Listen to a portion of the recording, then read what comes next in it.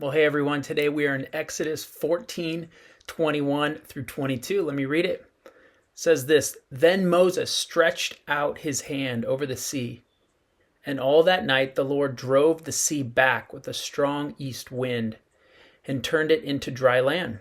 The waters were divided, and the Israelites went through the sea on dry ground, with a wall of water on their right and on their left. Here's this amazing scene of Jesus saving the Israelites and opening up the Red Sea. This isn't the first time that God divided or separated the waters.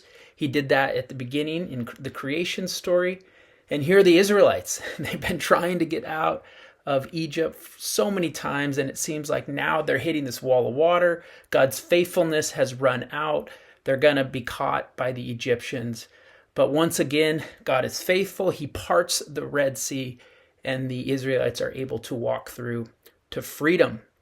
I think a lot of us get hung up on whether this is supernatural and God, parted this wave like we see in the cartoons or in the movies, or was this a natural phenomenon? There's lots of natural explanations. Even in the scripture, it says that it took all night and the wind pushed the water back.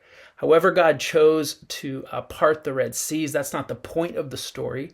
The point of the story is that once again, God was faithful, even when it seems like he wasn't going to be.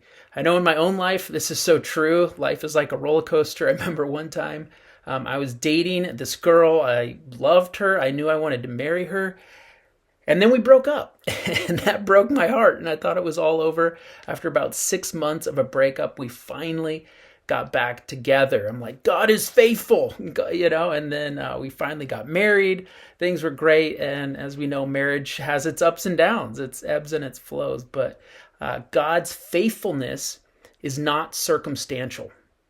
We go through life and we kind of trust God or don't based on our circumstance, but we need to remember that God's faithfulness is permanent and it is not based on our circumstances. And so today, whatever we're going through, whatever we're up against, if you feel like God is not showing up, he's not being faithful, let's just remind ourselves that God is a bigger and better and above it all.